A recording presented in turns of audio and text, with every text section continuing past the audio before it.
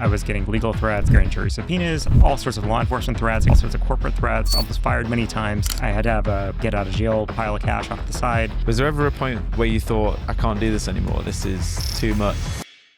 Welcome back to the Keep Us Insecure podcast, the podcast where we sit down with founders, leaders, and innovators shaping the future of cybersecurity right here in Austin. Today we have HD Moore, founder and CEO of runZero. HD, welcome to the podcast. Oh, thanks, Elliot. And HD, for the folks who don't know who HD is, would love to have an introduction into yourself. Sure. Currently the CEO and co-founder of a company called runZero. We've been building cool, exposure management tools and vulnerability scanning and network discovery and all kinds of cool stuff for about 7 years now. Prior to that, folks probably know me best for building and then running the Metasploit project, which is probably still the most used pen test hacker toolkit out there. Amazing. And one thing I'd say just before starting the podcast as well is, as we've been launching the Keep Us Insecure podcast, I've been asking guests and other folks in the industry who we need to have on categorically. HD, you're the number one. So there we go. I think, big plaudits to that. I think you've made definitely a big splash in the Austin cyber scene over the years. Oh, too nice. And I know obviously there's so much to go through today, from the early career in the late 90s, Rapid7, runZero. I think what we'd love to do today is almost kind of go through your career from a reverse chronological standpoint, and talk through some of the stories. And you've been in Austin for how long? 88. Yeah, so almost a unicorn, if you qualify as that. So I guess to start things off really, HD, take us back to late 90s. How did you first get into security? Sure. Yeah. I always loved computers, but I was too poor to have one. So I spent a lot of time with my parents dumpster diving. So every time we walked by a trash can or an apartment dumpster, they just tossed me in and I'd come out with whatever I came out with, and sometimes it'd be computer parts. And so over the years, I put together like a 46. And whenever I was at school, I loved playing in the computer lab. And it got to the point where I started just breaking into elementary school, and they'd always try to figure out how I got in there at 5 a.m. But I would just show up in the computer lab at 5 a.m. every day, and they're like, "Well, I guess someone left the door unlocked." Like, no, I was climbing through the window every time. But I just love the computer so much, like especially when you don't have like a lot of control in your life. Having control over what you build on a computer is amazing. And anything you do, it's because you did it. Anything you screwed up was you screwed it up. So the accountability, the control was great for me as a kid. Yeah. What was your favorite early memory as it relates to that you just mentioned there? I don't know, a lot of stuff. Like I always had a lot of fun, kind of being more mischievous, I guess, which kind of got me to the hacker side. Yeah. So in the early days, like the computer labs, it'll have little login prompts, and you log into Novell NetWare or whatever it was. But you could write your own programs in BASIC. So of course, I'd write a basic program that looked like the login prompt, and the teacher would then log into the login prompt. It would save it to the disk, and then it would give you the real login prompt. But then I just go take my disk out, have the teacher's password, and then be able to log into the rest of them. So things like that. So just kind of like dumb little Trojans and messing with friends and things like that. Yeah. Usually I'd, hanging at a friend's house, they'd go to sleep, and I'd just take over the computers for the night, dialing everything in the city, getting to BBSs, generally causing trouble. Wow. And obviously security in itself is a very different landscape back then to what it is today. What were there any communities or tools that really shaped your early learning? Sure. There wasn't really in the way of communities. Like I guess when I started in kind of the mid to late 90s, all the folks who were like old school hackers that were in Texas, I think it was like Legion of Doom and the early Eric Bloodaxe, Frack, Phoenix Project stuff. It was all gone. They'd all gone off into other things at that point. So the only thing that was left was really like some UT Austin kids and some Wares kids. And I was probably pulled into more of like the AOL, BBS, Wares, IRC side of things early on.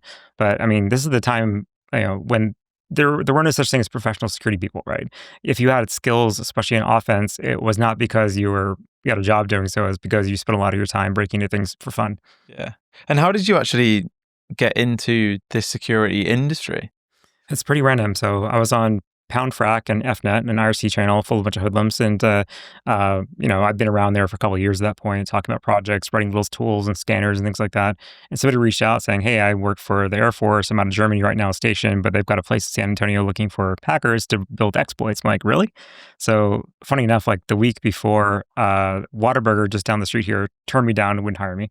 They literally hired the crackhead next door. I'm not even kidding. Like, he smoked a lot of crack, and they still turned me down. So I was feeling a little deflated at that point. So I got the interview in San Antonio. I had to go shave off my mohawk, find a polo shirt, drive down there in a car with no clutch and no AC. And I finally get there and do the interview, and somehow I get the job. And this is working for Computer Sciences Corp, which went by CSC, or just now goes by CSC, the federal division. And that job was bizarre because I was too young to get clearance because they need someone to vouch you for 10 years of your life. And I was 16 at the time, so you can't really do that. And so they couldn't put me on clearance, and they couldn't really tell me what I was working on, but I knew what I was working on because they gave me the scope. It's like, build something that parses network traffic and then triggers this action afterwards. Like, oh, a sniffer backdoor, I know what that is. Or a tool to scrape passwords out of registries of local machines. And it was funny. Probably the funniest thing about that job, though, is when they first hired me, they gave me the old director's laptop and didn't wipe it first. So they're using Lotus Notes at CSC, and they gave me literally the RSA key to the kingdom for the director of the federal division on my first day. I'm like, am I supposed to have access to the entire directory of CSC DoD work? Probably not, but it was, I eventually told someone about it and silently deleted it, but it was a fun first day. Amazing. It sounds like a much better job than Whataburger, that's for sure. Yeah, for sure. Yeah, no, fascinating. And obviously back then, and I think this is one thing that we were going to be talking about a little bit later on as well, but there wasn't any real product categories as such. How did you know kind of where to focus and what problems to actually focus on? Sure. I mean, I like breaking into stuff, which is kind of the fun part, right? If you're defending, you got to defend against everything. You have to be an expert in everything. If you're an attacker, you just have to be good at one thing. I mean, you have to be good enough at that one thing that no one can stop you from using that one thing. But other than that, you just have to know a little bit more than somebody else on the defense side, or defenders have to know a little bit more than all the attackers. So just from a practicality standpoint, being an attacker is so much easier. So I spent a lot of time working on exploit tools, finding bugs, writing automation, writing tools for it. There were the categories of tools at the time. There's some offensive tooling, but mostly it was vulnerability scanners. There wasn't anything really like an exploit development toolkit outside of the scene stuff. So a couple of the scene folks like TESO, LSDPL, some other ADM, they'd have collections of tools they shared amongst themselves, but there wasn't a public resource at that point of anything like what Metasploit became. Yeah. Yeah. And when did you realize that, hey, actually, I might have a career in this industry? I still second guessing myself all the way through till probably the acquisition. Part of it was, the whole time I was working on Metasploit, I was getting legal threats. I was getting job threats all the time. Somebody at Microsoft kept calling my employer at Digital Defense in San Antonio, trying to get me fired every time we released a vulnerability. So it was just a lot of pressure. And it was the point where my wife at the time had a get out of jail fund sitting off to the side that was not connected to my name at all. So she had to bail me out. She could for when I finally got arrested for whatever I was doing. And there was just kind of a constant anxiety that I was going to get arrested or raided for even what was pretty innocuous stuff like building exploit tools, doing vuln research, but definitely felt like it was under the axe for the first 8 or 9 years. Yeah.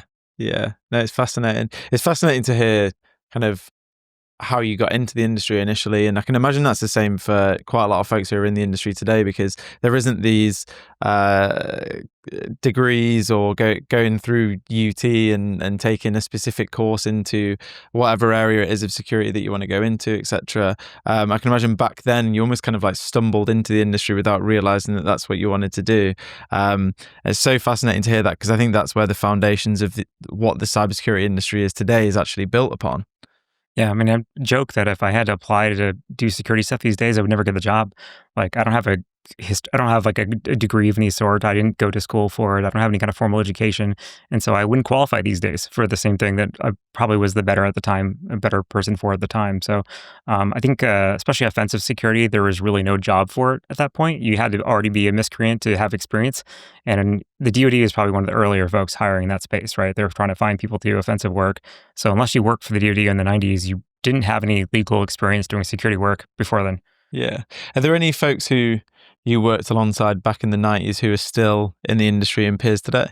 Yeah, there's a lot of folks I knew back then that I still know now, and I don't want to narc two of them out, but I mean, some of them are well-known figures. It was really funny seeing, I can say this now because he's public about it, but Mike Schiffman was one of the operators of the Pound Frac channel where I got recruited for this Air Force job. Oh, wow. At the time, he was the person running the channel, and is also one of the folks running the Frac magazine back then. So it's kind of a small world where the folks I knew back then, he eventually worked at Cisco, and it was kind of weird seeing old school hacker folks becoming these corporate startup people later on. Yeah, yeah. And obviously you've gone from those early days into being founder, CEO of runZero. Obviously still very much a startup, but a lot more serious, a lot more like commercialized from a product perspective. How have you seen like this shift from actual like hacker culture to like commercialized product? Most of the time it sucks. Like, so what happens is in the early days, all security software is written by security people. Like you had a security company that was founded by hackers who built cool stuff because that's what they did. Either they're really good in defense, really good in offense. So you look at like SourceFire by Marty Roche. You look at, Tenable, which was started by Renaud Darasson, who wrote the Nessus scanner. These are folks who really knew their space, who really cared about it. Fast forward to even just 10 years ago, most security companies were basically someone just making a bet on the software industry that security was a growing sector and therefore they should invest in it. So security software has very much become something people do because it makes money, not because it's where your soul is. And nowhere is that more present than companies like Palo Alto, Fortinet, et cetera, where they are now the number one way that people break into networks is through their security products. And Mandiant did a report on 2024, and of the top 4 initial access vendors, all of them were through security products. So we've gone from security products defending us to literally security products being the easiest way into companies. Wow. Well, it's a fascinating perspective. And were there any lessons from those early years that you've taken into the work that you do today? A lot of it. I mean, some of the social stuff, like you really want to, if you work with somebody, is you do whatever you can to make them shine. You really want to make them look good. So when I was working the Metasploit project, we got a lot of volunteers, and sometimes they knew what they're doing, sometimes they didn't, but we did our best to help them with the resume, get them jobs, write visa letters, all that kind of fun stuff. Like we really wanted to give folks a chance and help their careers and things like that. And that stuff came back. Like that's been great karma. Like since then, I've now get the support of those folks. Like some of the folks who were early Metasploit developers, didn't speak English at the time, didn't have much coding experience, are now like the CISO of a big Fortune 500 company. And like, yeah, I want to work at HE. This is great. So like, I'm still getting the benefit of some of those early days. But yeah, it's been nice to see it kind of come around. Yeah. What's and just before moving on from those early days, what would be like a standout memory that you have that you're able to share on a podcast? I'll have the early hacking days. What's like the one that stands out to you? The one that's probably most fun is AOL used to get their weather data from one particular satellite provider. And so the satellite provider had these ground stations running Solaris, and they were not directly on the internet. You'd have to hack an intermediate machine and then use a serial port to talk to the Solaris server. So there's many steps involved, and we just happened to find those as me and my friends were bored. So we started writing tools that would run on the Solaris machines to seek into these giant 10 gigabyte TIFF files, which is huge back in the day. Like 10 gigs is massive, and draw smiley faces. So our goal was to draw smiley faces in the clouds of the weather reports that got pulled into AOL. And no one could figure out how we're defacing the AOL weather reports. They didn't realize we're actually modifying the ground station maps. Oh, that's brilliant. That's brilliant. And then I guess going through your career a little bit into Metasploit, that business obviously ended up getting acquired by Rapid7. How did it all come about? I was doing Metasploit as a side job for a long time. So I'd work my normal 9 to 5 at startup number 1 or number 2, and then I'd go work my 5 to 3 in the morning every day on Metasploit and spend my weekends and nights doing training and things like that. So it really was 2 jobs for a long time. And then when I was on paternity leave with my first kiddo, I got an offer to be acquired, but it's very much like there wasn't really much money in it. It was very much we'll bring you on and then you'll build a commercial product. And then if you sell the product, then you'll get paid on it. And the whole thing has to happen within 4 years or you don't get paid at all. And so it was like a little bit of cash that, covered I think barely covered my legal fees plus taxes. And then it was enough of a little bit of stock and then an earn out agreement saying I'd get some commission on all the products that I then built. So if you ever want to motivate a hacker to build something fast, say you only got 4 years to make all the money you're going to make out of it. And so I went from, August signature on the contract to within 3 months having like 10 people on a team. Everything was being paid on my personal credit card at that point because I wasn't going to wait for corporate. We built our first Austin office in a medical building because they had 24/7 HVAC, and that was important for our servers to keep them cool, and just went super fast at that point. So we ended up having like 30 people tucked into one tiny little office and everyone's sweating like pigs. And eventually we got a nicer office afterwards, but it was kind of like that mentality, just growing as fast as we can because otherwise I didn't get paid. But the nice thing about having an earn-out contract where you're getting paid on commission is I turn around and give that to my team. So there's one point when I looked at my team, it's like, hey guys, we have to hit this target date. And if you do this, you'll get $10,000 each. And they go, what? Yes. Like I'll literally just give you my earn-out. I'll just redirect my earn-out from the corporate side to your paycheck. Wow. And I won't have to pay any tax on it. You won't get anything more than normal payroll. So it's a great way to be an entrepreneurial within a company by redirecting my own income to my team. That was a pretty unique ability. I've never seen a place in a company afterwards where I was able to do that, where one person's personal comp could be redirected to their team to make things go faster. It worked. I was going to say, what was the result? we sold a ton of software and I did great. Amazing. And was that transition kind of everything that you expected, or was it any different? That was tough. I mean, when you hear about an exit, you assume that someone's walking off to, a palm tree lined island and that's that. For me, that was the beginning of the work, not the end of the work, right? I'd already spent 6, 7 years running the project and then had to spend another 4 years getting commercial product off the ground while still maintaining the open source side, while also being like the head of security for App7 for a while with a target pain in my back. And then later on running a lot of research. So, I mean, it was still ended up being two different jobs stacked together either way. So it definitely wasn't relaxing. And it wasn't until like after the IPO, after the lockup period, that I finally got to take a break. Yeah. Yeah, I can imagine a very well-deserved week off. And by that point, my body had broken down, right? I had to get like 2 vertebrae replaced. Like I was in Oh, wow. terrible shape just from like, nerd mode for so long. Yeah. Why did you set up Metasploit in the first place? It was an FU to the software vendors. So anytime I'd find a vulnerability and publish it, at the time, the worry was that if you publish an exploit and someone used it to break into somebody else's computer, you could be criminally liable just for publishing the exploit or publishing the vulnerability. My take is like, that's not great. That's not correct. Like this information should be out there. The exploit should be out there. You should be able to share this stuff and you shouldn't have legal ramifications for sharing information about vulnerabilities. And everyone else disagreed, including Microsoft, Oracle, et cetera. And they created a whole group trying to, set the standard. And I said no. And we just kept publishing vulnerability after vulnerability until they got over it. So at one point we did what we called the month of browser bugs. We had so many zero-day and Microsoft browsers and Mozilla and other ones at the time, Opera, that we just dumped a new zero-day every single day for a month. And we still had 300 left when it was done. And the end result of that was like the death of ActiveX. So we were very instrumental in killing ActiveX as a technology because it's terrible. There's no way to secure it at that point. The address space was shared. You could trigger all kinds of fun bugs that were impossible to fix. So it was one of those things where you just have to brute force mode, move the whole industry to the point of accepting that vulnerability disclosure is really up to the researcher, not the vendor. And exploit development and exploit disclosure is great. That's how everyone else learns from it. It's not something you should go criminalize or get people in trouble for. But the side effect of that is I got, grand jury subpoenas. I got all sorts of law enforcement threats. I got all sorts of corporate threats. I got almost fired many times. Like I had to have a get out of jail pile of cash off to the side, things like that. Like it wasn't a particularly pleasant experience, but we got there. Yeah. Was there ever a point in that period, obviously, where all the legal letters have come in, there's challenges coming left, right, and center. Was there ever a point where you thought, I can't do this anymore. This is too much, or maybe I'm doing the wrong thing? No, I was stubborn. I mean, growing up poor, not going to college, like this is all I had. Like I was going to fight tooth and nail on it. And it was nice that it worked out. But afterwards, after I won, I'm like, now what do I do? Yeah. No, I love that though. I think going back to what you were saying, a lot of people these days see security as just a means to make money and as an industry just to provide for your family, which you do and you understand. But actually setting up a business and creating something that I'm sure when you set up Metasploit, you weren't thinking, I want this to be acquired by Rapid7. To be actually the one that kind of instigates and is the catalyst to a whole industry shift and change is fantastic. So it's great to hear. And how did you find the transition from the early startup, and obviously you'd spent all your time in startups before that as well, transitioning into Rapid7, obviously not the Rapid7 that we know today, but setting up the original Austin office and everything like that? So every startup I moved to was more professional than last, but like exponential.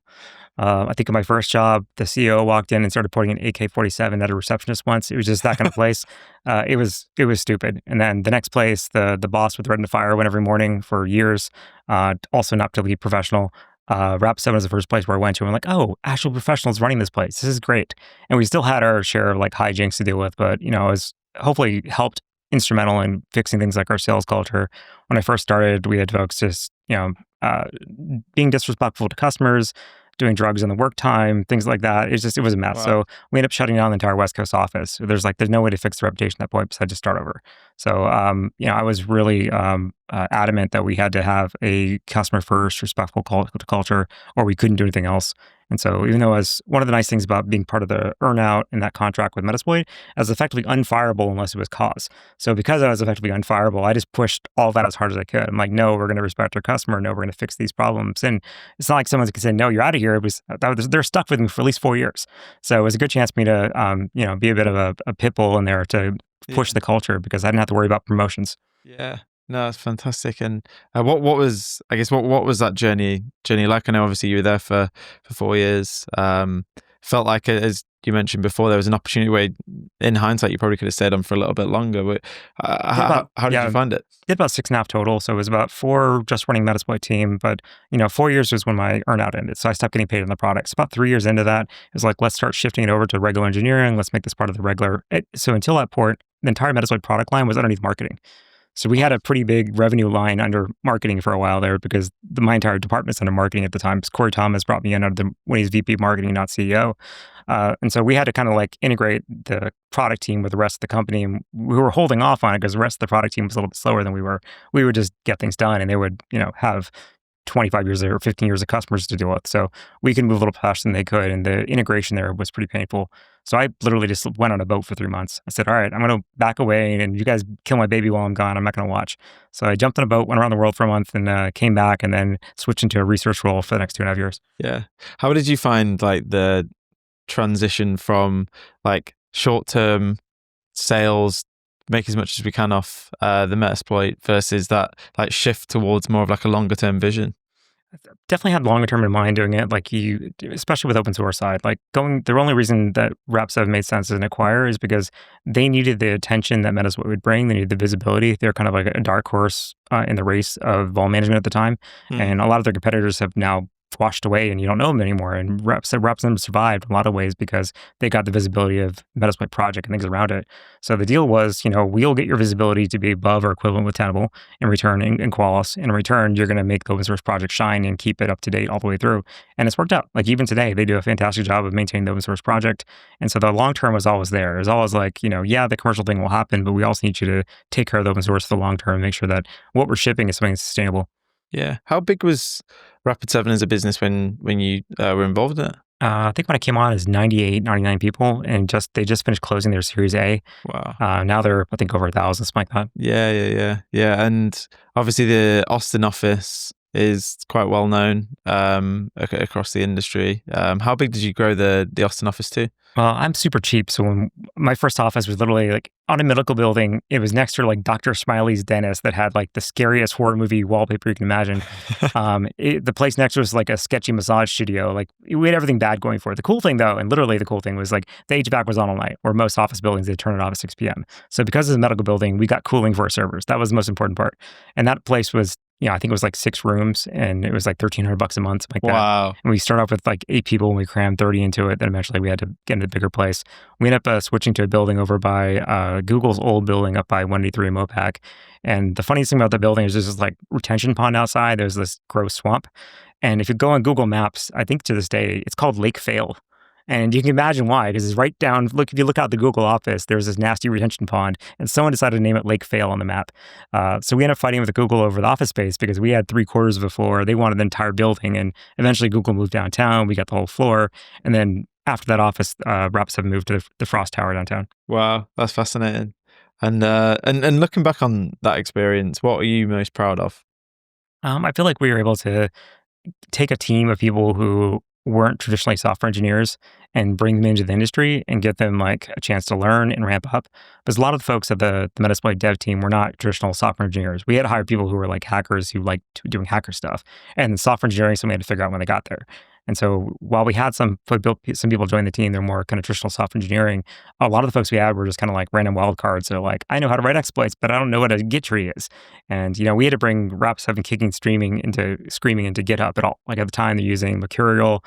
All their development was kind of private. It was a pain to get to. It was VPN. So we tried to help modernize the entire infrastructure. Like one, we pushed Metasploit into GitHub and then had kind of open development. And then we dragged the rest of Rap7 with us onto it. Wow.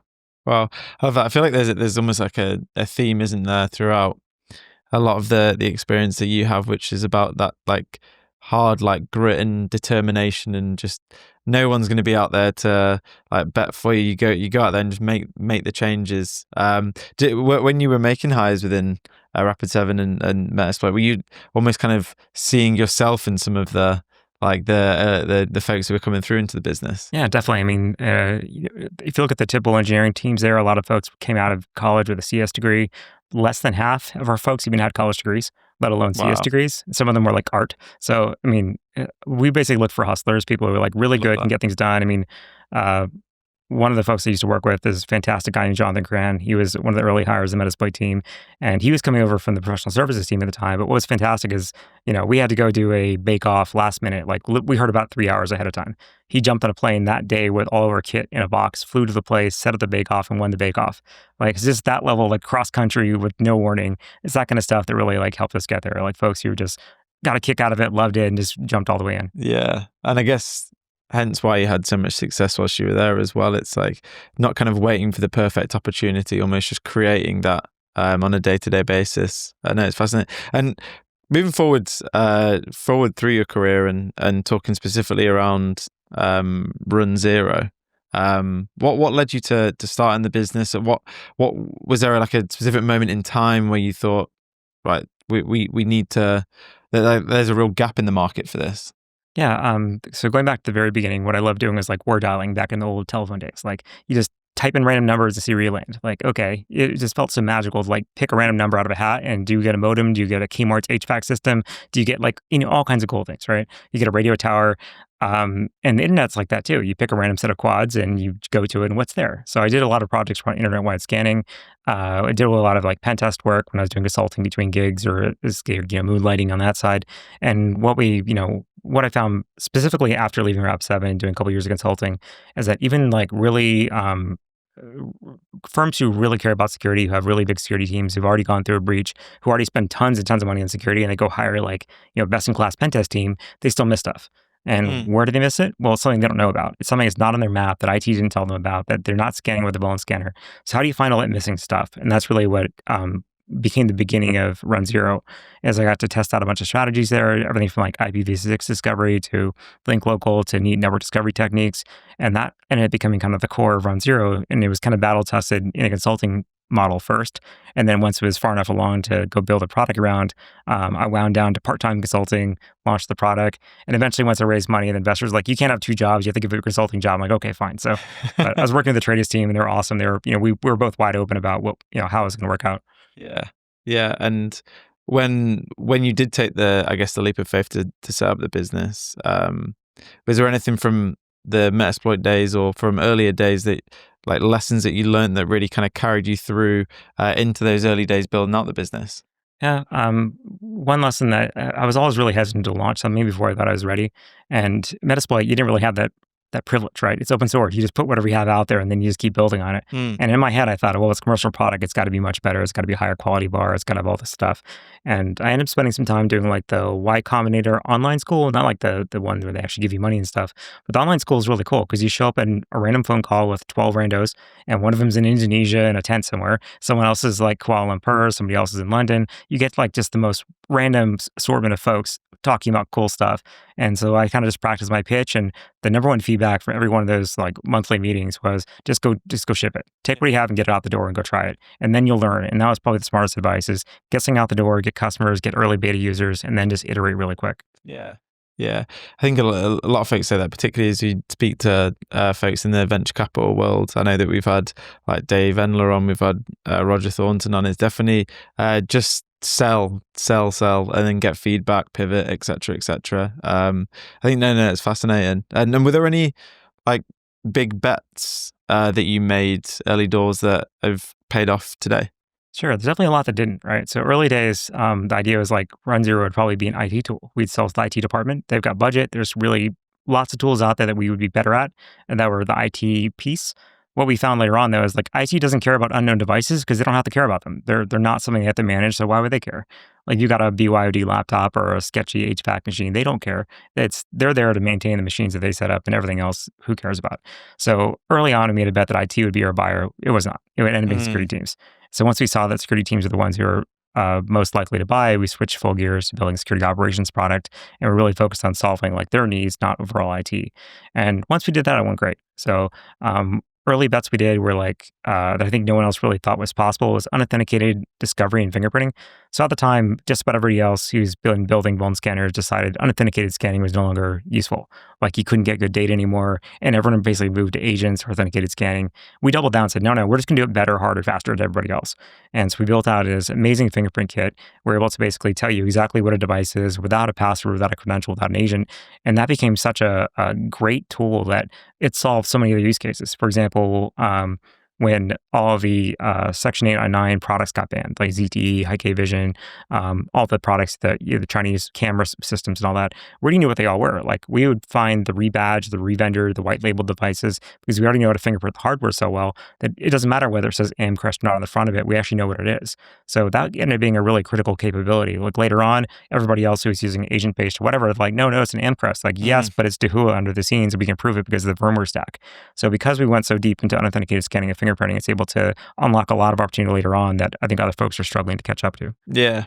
And you set up the business 2018. Yes, 2018. And obviously, as we were talking about before, the security market completely since 2018 is so different. There's so many more, I guess, like subcategories and categories within the space. There's so many more startups. The platform is definitely a more prominent thing these days than it was back then. How have you found building the business through a shifting market from a category perspective? And then also the follow-on from that would be like, how do you find competing against some of the larger platform players? Yeah, it's always been tough on the platform side. So to give you a parallel story, when I was at Rap7, we'd compete against McAfee as a bone scanner. Now, no one even knew McAfee had a bone scanner. They bought Foundstone, but no one really paid attention to it because it wasn't a great product. Sorry, George, and so on. It's true. They ended up basically discounting Foundstone to almost nothing to then get the full antivirus deal instead. So our customers who wanted to buy an exposed bone scanner wouldn't because they wouldn't get a discount on the antivirus. So they did that. So that same dynamic plays out today. Yeah, if you're getting an EDR from a company and they offer a network scanner, discovery tool, a bone scanner, like even if it's crap, it's still free. Yeah. Effectively. And so why would you go buy another point tool? So we're seeing that kind of like vendor consolidation happening this year in particular. And the only way past it is to just prove that you're better and that you need it. To show that like, hey, if you don't use this tool, here's all the breaches you're going to have. Here's the instance you're going to have. Here's the loss you're going to have. And be really clear about that. And sometimes people don't believe you until it happens. And they say, yep, now I know I need that thing. So that's kind of our take. It's like, we just have to prove that we're better and prove that, in a given scenario, like another vulnerability in a Palo Alto firewall, for example, we will save your bacon and the competitors won't. Yeah. And are you finding that as a message that hits home quite a lot? It depends. I mean, it's like anything else in security. You've got team sizes of 1 to 2 and team sizes of 30 plus. The only difference is whether they've been breached. So folks who are still kind of early in that path and haven't had a huge incident, they tend to have small teams. They tend to kind of under consider the risk. Where folks who have already had a major incident, they know what they need, they know what they don't know, and those folks are much willing to invest in great point solutions. Yeah. What would be would you say like the biggest challenge or challenges that you've had since founding the business? And the hard part's go-to-market scaling. I mean, it's one thing to build a great tool. It's another thing to then figure out a category. Yeah. So it's if you build the best widget out there, but it's only one part of a solution, and you have to compete against these platform players, like if push comes to shove and folks have to tighten their belts, let's say due to tariffs or consolidation or whatever, or interest rates, whatever happens to be, there's all these different economic pressures, and you get pushed out. Well, you can't really do much about that. You need to have something stickier. You need to have something that's must have, not a need to have. And depending on the customer, you could be a need to have, but sometimes you're not. So the hard part really is pushing against product consolidation of less great solutions. It's not enough to have a product that's better. You have to have a product that's better, but also does enough other things you can hold your ground. Yeah, driving business value and et cetera. Yeah, no, that makes sense. And how many folks do you have in Austin today? It's around 6 or 7 right now. Nice. And we got everyone else is scattered across the US. Yeah. How have you found... I guess obviously going back to Metasploit as well, Austin's kind of cyber scene in general, how have you found that changing over, well, I guess like almost the eternity that you've been in the city? Part about the Austin scene that's really cool is you kind of make it yourself. So I've been running like a local hacker meetup now for almost 20 years. And every month we all get together and it's Fight Club rules. You have to talk and you can't talk about it. So every person who's new to the group has to give a talk. And if you show up the second time without giving a talk, we kick you out. And if you talk about it, then you saw there, we kick you out. And we've been able to hold that rule for 19 years now. And Wow. so it works well. The great thing is like everyone's seen everyone else speak, everyone knows each other. We hire people out of that pool continuously. Folks show up, coming out of college, coming from other degrees. Some guy, one of my friends is a veterinarian who wanted to get in security. That's where he got his break, is there. So it's a great place to get to know people, to learn the ropes, to understand what the scene looks like, to make some connections. And that's how you build a community. And so Austin has about 3 or 4 of those kind of like little groups that overlap a little bit. We've got a DC512, we've got Austin Hackers Anonymous, which is one that I co-run, other ones like that. And we've become kind of the second city for cybersecurity in a lot of ways. Like you tend to have a lot of security people here, even though we're not like the Bay Area or New York. You tend to have a lot of hackers here because their family's from here. They like it. They can actually buy a house here. They have a little more time. So I think Austin as a vibe is a lot more popular, especially with like the older hacker crowd. So we have like an amazing amount of talent here in town. Yeah. Yeah. And how have you seen it change over the years? Early days, I mean, when I first moved here, I was probably like 8 or 9 years old, and there wasn't technology here. It was just a college town, party town. I think rent was $300 a month for the duplex I was in. We had a cow skeleton on the roof. The guy who lived next to the duplex ran like a dirty comic store. Like it was just weird small world, right? I think worked at Willie's at the time. So now that we have technology, so back in like the mid '90s, Sematech came in, which created applied material or brought Applied Materials, AMD, all these other firms, ship fabs into town, and then kind of the .com boom and then bust brought a lot of technology companies in. Dell, of course, was a huge presence here. Yeah. In the last 15 years or so, Capital Factory's been really good at like dragging more people into Austin and kind of building up the center of gravity, as they call it. So we just have a lot of factors here in town that have like led to it getting bigger and better. Yeah. Yeah. I find, generally speaking, if I ever go to the Bay Area or go to New York and come back, the people here generally are just so happy as well. I feel friendlier. I mean, we're all sweating like pigs. It's 100 degrees outside, but at least, we're friendly about it. So I remember I used to work out of Boston probably a week or 2 weeks a month, depending on, and I'd go out there and have to put on my suit and do that thing. And I'd just say hi to random people at the bus stop, and they'd like give me like a look of like, what's wrong with you? I'm like, I'm just being friendly, man. Like in Texas, it's okay to say hi to people. In Boston, it's not, apparently. Yeah. Yeah, I remember one story that I had, I think it was like 2 years ago. I went over to Sweet Greens, just to order some lunch before. I think we were actually going to the Rapid 7 office, and I ordered a Sweet Greens, ordered my order, and then the salad just got thrown straight at me. That's hilarious. I was like, what am I doing here? Get me back on the train. But no, it's fascinating. And yeah, just to echo your point as well, I've been here since February, and the scene's definitely buzzing. I think people who live here and people who've been here for a while absolutely love it. And I think another thing that I've noticed is generally people welcome you with open arms. Like people want to help each other out here. People want to welcome more people. I think communities, like for example, the Keep Austin Secure community seems to be like super welcomed and valuable for a lot of folks over here. It'll be interesting to see where the Austin cyber scene goes over the next 5-10 years, because I know that there's other pockets of the US now, like Nashville, for example, where more security businesses are going and startups are going. What do you think will happen, or where do you see the Austin security scene going over the next 5 years? I mean, it's probably a little bit worse before it gets better. It feels like we're starting to get to the point now where like clicks are appearing more than before. Like for a long time, even if you work for a competitor, we all knew each other, right? Doesn't matter whether you work at this shop or that shop. If you quit one shop, you can go to the other one, right? Because it's a small town, everyone knows each other. So you couldn't really afford to make enemies in town because it was small enough and everyone knows each other. And, no matter where you go, someone's give you a reference and tell you what's going on. These days, it's getting big enough now that I think folks think they can afford to be a little more prickly with each other. And I don't think it's true. But we definitely seen cases now where like these folks don't talk to those folks. They think they're competitive, even though it doesn't make any sense. So there's definitely a little bit of that that's been creeping up. Folks kind of getting more barriers around themselves because they feel like, oh, this person does this or does that, and I don't like them because of these reasons. But my guess is it'll, swing back and forth a little bit. As more people move to town, it'll get a little more prickly. As people kind of settle in, they'll get more relaxed. Yeah. Nothing like a game of pickleball to loosen everybody up. Sure, yeah. At the end of the day, we all want to see each other succeed, right? And that's probably the takeaway. Yeah. And I know it's fascinating. And just to wrap things up as well, Heishi, I really appreciate your time and coming onto the podcast today. We just want to wrap things up with some quick fire questions, if that works for you. Sure, yeah. We'll wing them and we'll see where we go. All right, first question: if you weren't in security, what would you be doing? Probably in jail is my guess. Most old school piece of tech you still own and use? Oh, I covet it like my precious. It is the SparkStation Tadpole tablet. So it's an old school tablet with no backlight on it that has a little pen connected by wire. It runs VxWorks, which is the same OS that the Mars rover runs.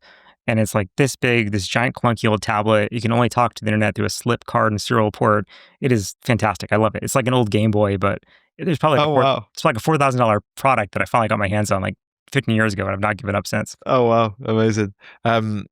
If you could time travel and you had two options, you could spend 24 hours back in the 90s hacker scene or 24 hours in 20 years' time, which one would you go for and why? I mean, people like to be nostalgic about the 90s, but you remember how long it takes a modem to dial up? Like, no, like, let's 20 years forward, please. Oh, amazing. If you could change one thing about the security industry today, what would it be? I think Forked having a kind of wider sense of community. I think early on is very much like, hey, we're all this together and trying to help each other out. And since then, it's become a little more cliquish and folks just trying to watch out for their own a little bit. So I love folks to realize that like contributing to open source, contributing to open research actually helps everybody, including themselves. You make more connections. So I'm doing what I can, kind of like both at runZero and on my side time to get more open source collaboration going between different commercial companies. Best piece of advice you've ever received? That's a good question. Probably the big one is like, just don't be impatient. Like, there's no short-term path to this stuff. Like, friends have said, a lot of folks look at somebody and say, wow, you're successful because you did all these things. Like, yeah, but I spent 15 years grinding to get here.